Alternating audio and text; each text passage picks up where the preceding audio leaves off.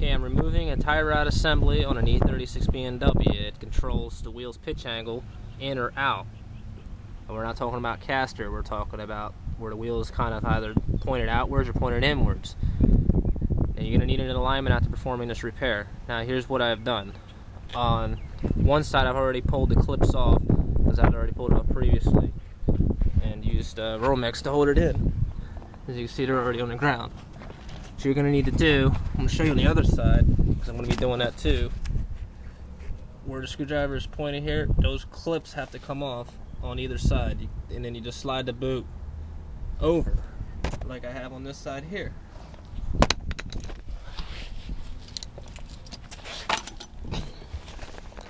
Here's a nut right there.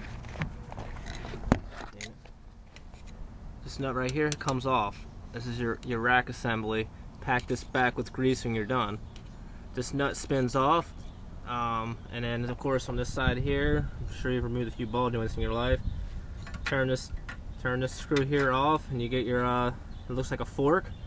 It has a hammered edge. You can pick that up at any Advanced Auto, loaner tool program, or you can buy one for about 20 bucks. And then you just use that right there to separate that out. You get this bolt off first before removing this one, or you'll be really upset. Alright, now to get this bolt to spin free, you're going to need to take a hammer and a screwdriver and bang this out. I'm a little disappointed because I just bought this package and it's supposed to be a complete tie rod assembly. Well, it neglected to give me a washer, which ain't that big a deal, but it should have came with the package as far as I'm concerned. So when you bang it out, try not to tear it up too much because you don't have a spare and you'd have no clue how hard it'll be to find one and how much they'll rob you for it. So make sure when you bang that out, use a pair of channel locks, and of course it'll spin free really easy once you break it. It has a tight set though. And this is pretty much it for the tie rod assembly. Just spins right off, and bam, that's pretty much it. And then here it's off, and then it's in. It's like a 15-minute job. And you're gonna have to sit here and play adjustments for a little bit here. Best part is take a measuring tape to both of the insides of the wheels and both of the front sides of the wheels. You want the fronts to be a tiny bit lower of a number in the overall width than the other one. I mean, like a real small amount, because if it's towed out, the car will always want to pull one side or the other, but if it's towed in, the car will almost always want to go straight.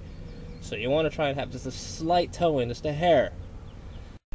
Alright, to get your alignment in ballpark of what the other one is, here's where of course it's going to mount to the rack. Make these pieces here at the align, where they're right next to each other, and then you just screw this one here in or out to get this shaft to be about the same length as that shaft.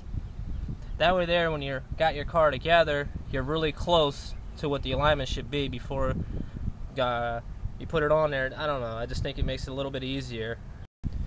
Make sure you take your rack and pinion bellow and slide it back on to the other piece.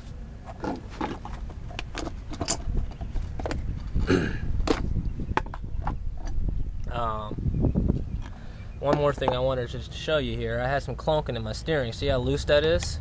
Look at this one here. I pick it up and the thing doesn't even want to flex hardly. It may seem like it's too tight or anything, but no, that's good, because under pressure it's going to be it's going to move nice and smoothly. Another way, just one more thing for you to realize in your car when you're comparing your parts, so you can know how much favor you did yourself. Alright, when you're putting the piece back on, there's a washer. Well, like I said, it should have came with one, but it didn't. Make sure this washer is facing flat side towards, I don't know what the screw thing is called, but the flat side towards the way it is, and the other side has a little pressed ring thing. That's what goes on against the rack. When you're done, so the thing doesn't spin due to vibration, you're going to have to take a hammer and a screwdriver or whatever you got there and bang it back to fold over the nut. That's pretty much one more thing you need to know. And don't forget to reuse your power steering bellow, because if you put this in there all naked, sand's going to get in, and then you're going to have to buy a new rack, and that's not going to be a fun job either. Well, at least on a BMW it's nice and easy to get to. Alright, now just for one final touch, take a piece of Romex wire, or you can go buy another clamp if you really want to. Follow this little ring here, get the thing on there, start twisting.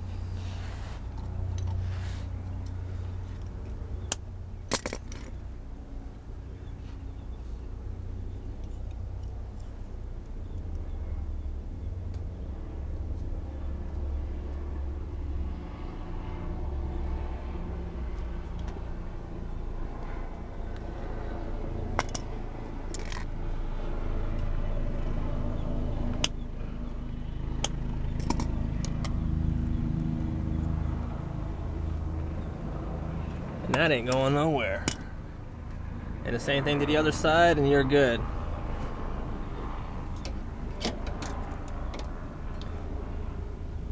And that is how you compromise at the same time while doing a job. You say there's more than one way to make a peanut butter and jelly sandwich.